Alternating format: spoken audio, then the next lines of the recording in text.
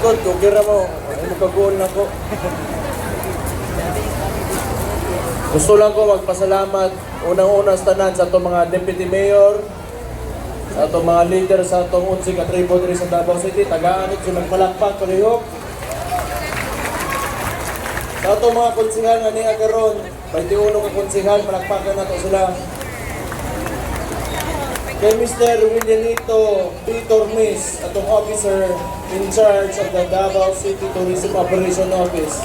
So pagpagan na ito, kay Monisay nag-andam sa ato ang kadayawan, ang Garunduiga. Punta na nalipay mo sa giandam sa ato ang City Tourism para sa mga Dabawin.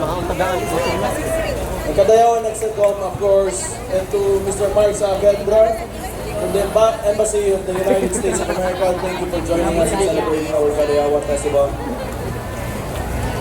Local officials from various LGUs.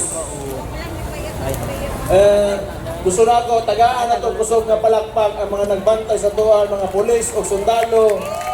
Karong bulana sa atong Kadayawan, dili lalim inyong trabaho.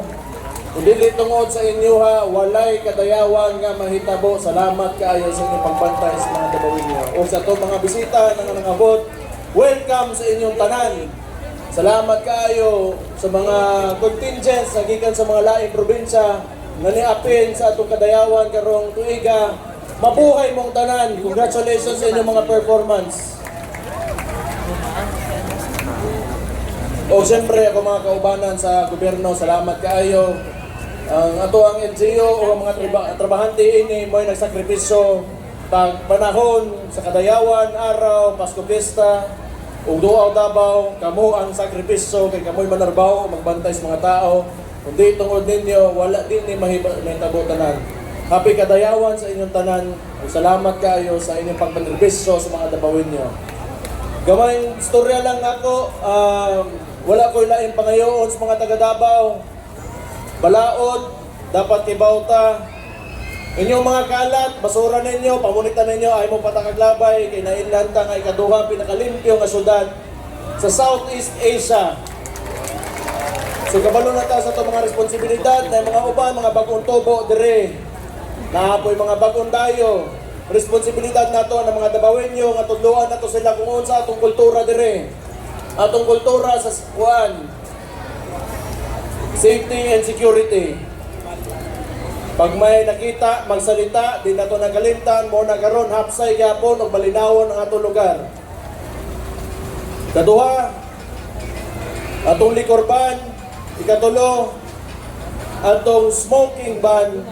O ikaupat, firecracker ban nato. Mauna diha ang mga balaod nga nabutang sa mapa ang Davao City.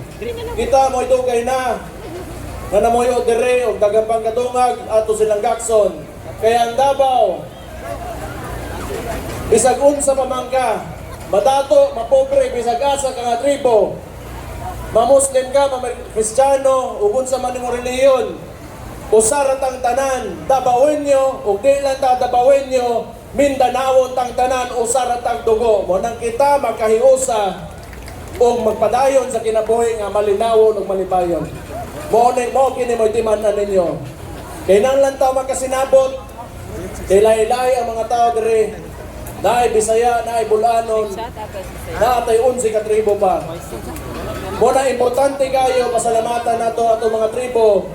Kay kaning kita mga Bisaya o mga uban pa diri nga tayo gikan sa Visayas o sa mga ubang lugar sa Pilipinas, hinirman kini ayuta mo na ampingan nato kini. Importante kaayo ang ampingan nato kay maoning balay nila nga ilang gitugtan ta nga mahimo pong balay nato. Timanin ninyo mo nang respetuha inyong lugar. Respetuha inyong kaugalingon, tumana ang mga balaod ug tumana inyong isig ka tawo. Salamat kayo, mabuhay ang Davao, mabuhay ang Mindanao, mabuhay tang tanan, mabuhay ang Pilipinas. Unta magpadayon mo nga malipayon ug malambuon sa inyong mga kinabuhi. Salamat kayo, may gabi sa inyong tanan.